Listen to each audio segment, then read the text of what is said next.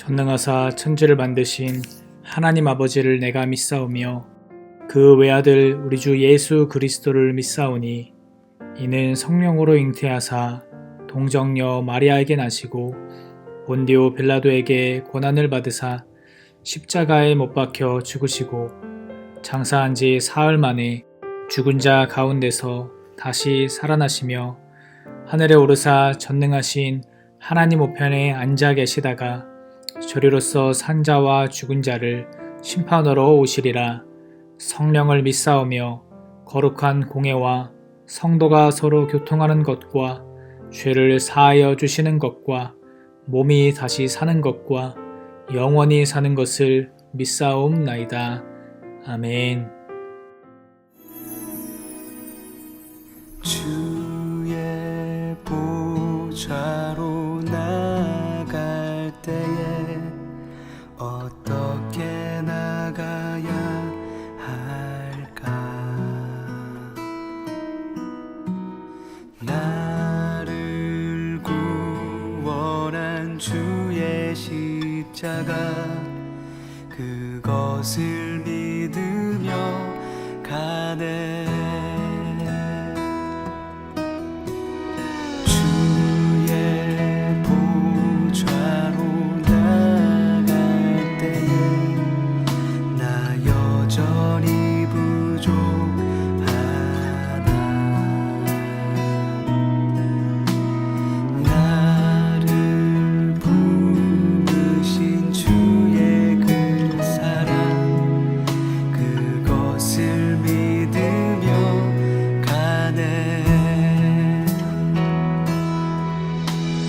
자격 없는 내 힘이 아닌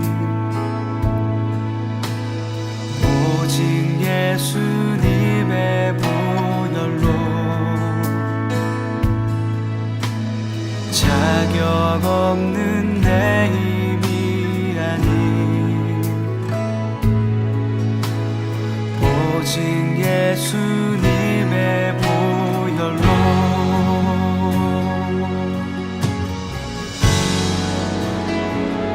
십자가의 보혈 완전하신 사랑 힘입어 나갑니다.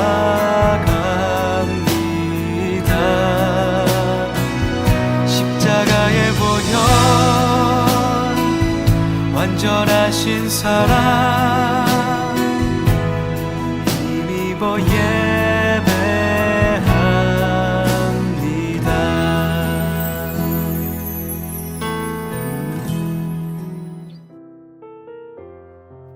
사랑의 하나님, 우주 만물을 창조하신 하나님을 찬양합니다. 한 주간도 하나님의 사랑 가운데 지켜주셔서 감사합니다. 하나님은 우리를 조건 없이 사랑하시는데 믿음 없는 우리는 하나님의 크고 놀라운 사랑에 감사하지 못하고 투정만 부렸습니다. 하나님, 마음을 아프게 한 우리를 용서해 주세요.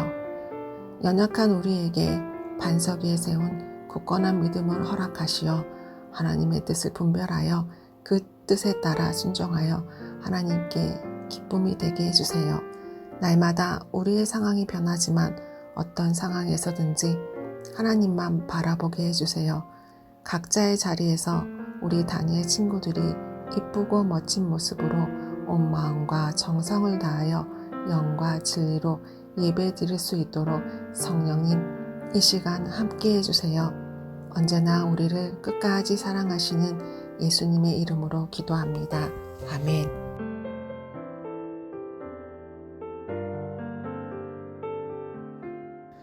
내가 그 밤에 애굽 땅에 두루다니며 사람이나 짐승을 막론하고 애굽 땅에 있는 모든 처음 난 것을 다 치고 애굽의 모든 신을 내가 심판하리라.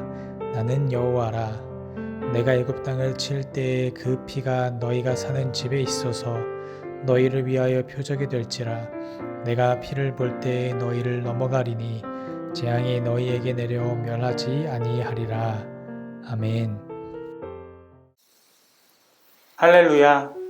오늘 이 시간 주님 앞에 나와 예배드리는 우리 다니엘 나무 친구들 가운데 주님의 은혜가 넘쳐나길 진심으로 소망합니다.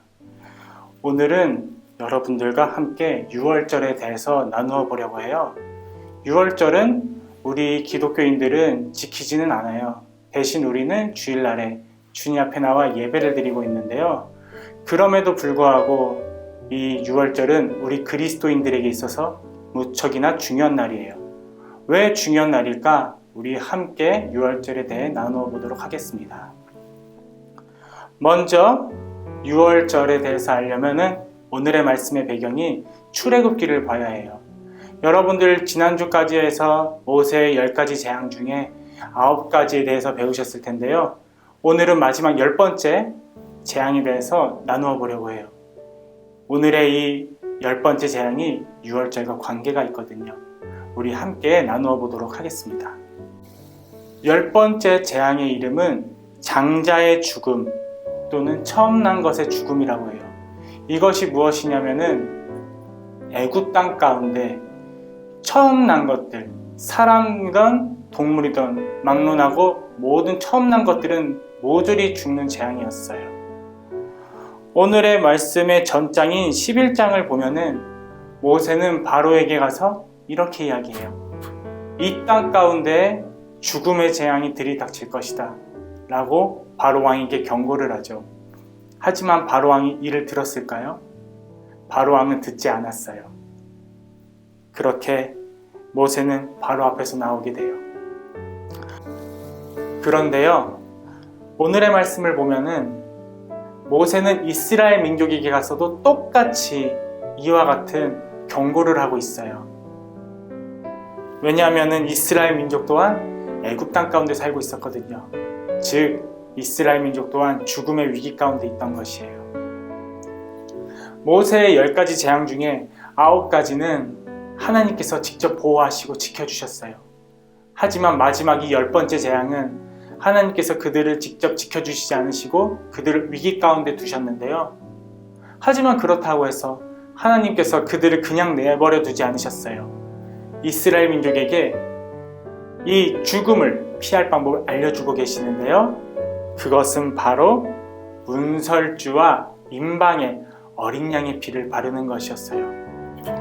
문설주와 임방이 무엇이냐면은 이 사진을 보시면은 이 문틀에 양쪽 세로로 되어 있는 틀을 문설주라고 해요.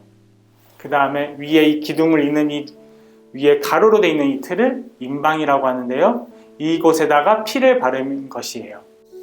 그러면 죽음이 찾아왔을 때 이 피를 보고 죽음이 이 집은 하나님 백성의 집이구나 라고 하며 그냥 지나가게 되는 것이에요. 이것이 바로 유월절의 시작인데요. 애굽 땅에 죽음이 찾아왔을 때 성경 말씀은 애굽 온 땅 곳곳이 죽음이 임하였다고 해요. 그 중에는 바로왕의 첫째 아들까지 포함되어 있었는데요. 바로왕의 첫째 아들은 이 재앙을 인하여서 목숨을 잃게 돼요. 그렇게 아들을 잃은 바로왕은 결국에 이스라엘 민족들을 노예에서 해방시켜주게 되고 이스라엘 민족들은 모세를 따라 약속의 땅 가나안을 향해 나아가게 됩니다. 그리고 모세는 광야 가운데서 이스라엘 민족에게 이렇게 말해요. 유월절을 지켜라 라고 말이죠. 이것이 유월절의 시작입니다. 그렇게 이스라엘 민족들은 매 절기가 되면은 하나님 앞에 제사를 드리게 되는데요. 이때 드려졌던 제물 중 하나가 바로 흠없는 어린 양이었어요. 사실 죄로 인해 죽어야 될 존재는 인간이었지만 인간은 죄가 있어서 흠이 있기 때문에 하나님 앞에 드릴 수가 없었죠. 그래서 대신 흠없는 제물을 통해서 하나님께 죄를 용서받는 것이에요. 그리고 이 양은 한 사람당 한 명씩이에요. 즉 가족의 수만큼 양을 잡았어야만 했어요. 이 양은 우리의 죄를 한 명 분량밖에 담을 수가 없는 것이에요.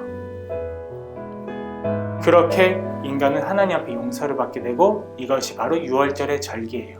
우리는 이를 통하여서 죄는 죽음을 부르며 그럼에도 불구하고 하나님께서도 우리를 구원하시기 위해서 방법을 알려주시는 그런 자비로우신 분임을 함께 알 수 있어요. 그렇다면은 왜 이런 날이 우리에게 중요한 것일까요? 예수님이 계시던 신약 시대를 보면요, 이 유월절과 똑같은 사건이 일어나게 돼요. 그것은 바로 예수님의 십자가 사건인데요.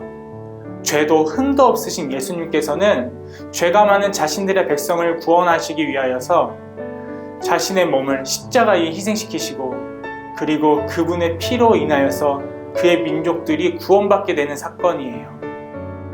유월절과 너무나도 똑같지 않나요? 그래서 우리는 예수님을 유월절 어린 양이라고 부르는 것이에요. 여러분들이 쉽게 이해하기 위해서는 예수님께서는 유월절 어린 양이 되기 위해서 이 땅 가운데 내려오신 거예요. 그러나 이 예수님의 희생은 이스라엘 유월절 제사와는 차이점이 있어요. 아까 이야기했다시피 이스라엘의 유월절 어린 양은 한 마리당 사람 한 명분의 죄밖에 담을 수가 없었지만, 근데 한 번밖에 담을 수가 없었어요. 그래서 이번에 여러분들이 용서를 받았어도 다음번에 죄를 진다면 여러분들은 다시 양을 잡았어야만 했어요. 하지만 예수님은 다르세요. 예수님께서는 한 번의 희생을 통해서 이 세상 모든 민족이 구원을 받았고, 뿐만 아니라 그 시대만 구원받은 것이 아닌 지금 이 순간까지도 우리에게 구원이 임하고 있어요. 이것이 바로 예수님 이름의 능력이에요. 그래서 우리들은 예수님의 이름으로 기도하면은 우리의 죄는 하나님께 용서를 받을 수가 있어요. 우리 친구들 이 말씀에 깨달음이 있길 진심으로 소망합니다. 그렇다면 다시 출애굽 시대로 돌아와서 만약에 이 이스라엘 민족들이 모세의 경고를 듣지 않았다면 과연 어떻게 됐을까요? 이스라엘 민족에게도 죽음이 임하였을 거예요. 그럼 그들 가운데도 처음 난 것들은 모조리 죽었겠죠. 하지만 여러분, 죄는 애굽 사람들만 짓나요? 하나님 말씀을 안 듣는 사람은 바로와 애굽 민족들 뿐만이었나요? 아니죠. 우리들도 죄를 짓고 있어요. 우리들도 하나님의 말씀을 어길 때가 있고 하나님 앞에 죄를 지어요. 이 죄라는 것은 잘생긴 사람, 못생긴 사람, 잘 사는 사람, 못 사는 사람 구분하지 않고 모두에게 똑같이 공평하게 임해요. 즉, 이 죄로 인한 죽음 또한 누구에나 똑같이 임하고 있어요. 우리는 죽음의 위기 가운데 있는 것이에요. 그러나 하나님께서는 우리에게 방법을 알려주고 계세요. 이 예수님의 이름을 믿는다면 우리가 구원받을 수 있다는 귀한 사실을 알려주고 계세요. 이것이 바로 예수님의 이름의 능력이고 이것이 바로 진리예요. 우리들 친구들이 갖고 있는 이 두꺼운 성경책이 여러분들에게 전하고 싶은 메시지가 바로 그것이에요. 우리 친구들 주님의 이름으로 깨달음이 있길 진심으로 소망합니다. 말씀을 정리할 텐데요. 오늘은 죄로 인하여서 죽는다는 아주 무서운 이야기를 여러분들과 나눴어요. 여러분도 오늘의 말씀을 듣고 혹시 무서우셨나요? 하지만 여러분들은 절대 무서워하실 이유가 없어요. 여러분들은 이미 예수님의 이름으로 죽음 가운데서 구원받으셨어요. 여러분, 유월절로 오신 예수님을 통해서 여러분들은 이미 죽음 가운데서 벗어나셨습니다. 우리 친구들이 믿음을 갖고 나아가시길 진심으로 소망합니다. 물론 오늘의 이런 귀한 말씀이 여러분들에게 의심을 줄 수가 있어요. 내가 과연 구원받은 것이 맞을까? 나 아직까지도 죄를 짓고 있는데. 물론 의심이 되실 수 있어요. 하지만 이 또한 여러분들이 의심할 이유가 없어요. 여러분들이 지금 이 시간, 이 자리에 나와서 하나님 앞에 예배드리고 찬양하고 기도하는 것이 바로 그 증거세요. 여러분들은 하나님이 누군지 아시고 예수님이 어떤 분이신지 알기 때문에 여러분들은 이 자리 가운데 나와 하나님 앞에 예배를 드리고 있는 것이에요. 그렇다면 만약에 예수님을 모르는 사람들은 예배를 드릴 수가 있을까요? 물론 그 자리 가운데 나와 이렇게 여러분들처럼 이렇게 예배를 볼 수는 있어요. 하지만 그것은 예배를 구경하는 것이지 하나님 앞에 예배를 드리는 것이 아니에요. 왜냐하면 하나님을 모르는데 누구에게 예배를 드릴 수가 있을까요? 하나님을 모르는데 누구에게 기도를 하고 찬양을 드릴 수 있을까요? 하나님을 아는 자만이 하나님 앞에 예배를 드릴 수 있는 겁니다. 그렇다면 그들은 구원받을 수 없는 건가요? 아니요. 하나님은 똑같이 그들에게도 말씀을 전하고 계세요. 그렇기 때문에 그들이 귀가 열려 하나님의 말씀을 듣고 하나님 앞에 나오는 그런 귀한 역사가 일어나기를 우리 친구들 함께 기도하셨으면 좋겠습니다. 그렇다면 먼저 여러분들, 이 말씀을 들은 여러분들은 과연 하나님 앞에 어떻게 예배를 드려야 될까요? 우리는 이스라엘 민족과 달리 유월절 행사를 지키지 않고 예배를 드린다 했죠? 하지만 이스라엘 민족들은 흠없는 양을 드리기 위해서 아주 노력과 정성을 담아요. 물론 친구들 보고 양을 잡아오라는 것은 아니지만 대신 여러분들은 이 양을 드릴 수 있는 이 정성만큼은 하나님 앞에 드릴 수가 있어요. 비록 일주일에 겨우 1시간일지라도 우리 친구들이 그 시간을 그냥 보내는 것이 아니라 하나님 앞에 그 1시간을 하나님, 내가 이 시간을 진정을 하나님께 드리기 원합니다. 그 마음을 가지고 온 마음과 정성을 다해서 예배를 드리시면 돼요. 그렇게 여러분들이 이 말씀을 듣고 나서 하나님 앞에 더욱더 온 마음과 정성을 다하여 예배를 드리시는 우리 다니엘 나무 친구들이 되시길 진심으로 소망합니다. 우리 함께 기도드리겠습니다. 하나님, 감사합니다. 오늘의 말씀 우리에게 허락하심에 감사합니다. 주님께서 우리에게 귀한 말씀과 귀한 사실을 알려주셨는데 이 말씀을 통하여서 우리가 더욱더 성장하여서 주님 앞에 온 마음과 정성을 담아 예배를 드리는 그런 다니엘 나무 친구들이 될 수 있도록 주여 함께 해주세요. 감사합니다. 이 모든 말씀 예수님의 이름으로 기도드립니다.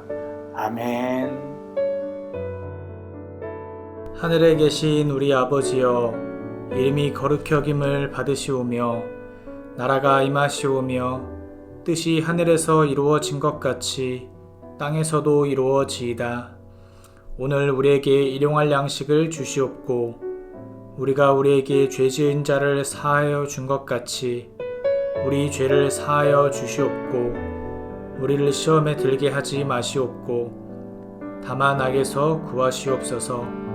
나라와 권세와 영광이 아버지께 영원히 쌓옵나이다. 아멘. I just need a